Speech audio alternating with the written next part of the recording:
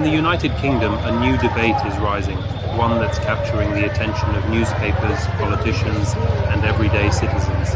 The introduction of digital IDs, a single electronic identity that could one day be used to access public services, private platforms, and maybe even to travel or vote. Some see it as a major step toward a simpler, more efficient future. Others fear it marks the beginning of excessive government control.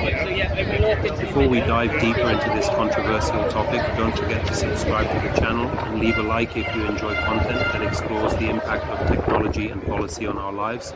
It really helps support the work behind these videos. Before diving into the controversy, let's understand what we're talking about. A digital ID is an electronic version of a citizen's identity, verified and recognized by the government. Imagine a single app on your phone that lets you confirm your identity, access public services, pay taxes, prove your age, open a bank account, and retrieve official documents. Some European countries, like Estonia, already use similar systems. The UK, however, is still in the planning and debate stage. Simplifying daily life.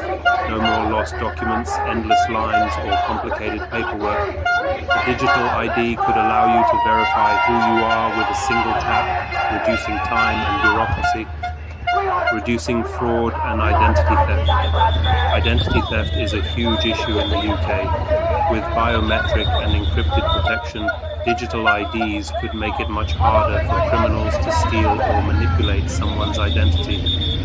Easier access to public services, healthcare, welfare, pensions, all could become more accessible and faster to manage. People who struggle with bureaucracy could benefit the most. International competitiveness. Supporters argue that digital IDs are essential for keeping up with other advanced nations and the global shift toward digital systems. Environmental benefits. Less paper, fewer physical documents, and fewer mailings mean a reduced environmental impact. But if digital IDs offer so many advantages, why are so many groups opposed to it? Criticism comes from civil rights organizations, cybersecurity experts, some politicians, and many citizens who fear greater government control over personal data. The biggest concern is the possibility of the state tracking every movement and action of its citizens. A unified digital identity is like giving the government a master key to your life. What if a hacker breaches the system?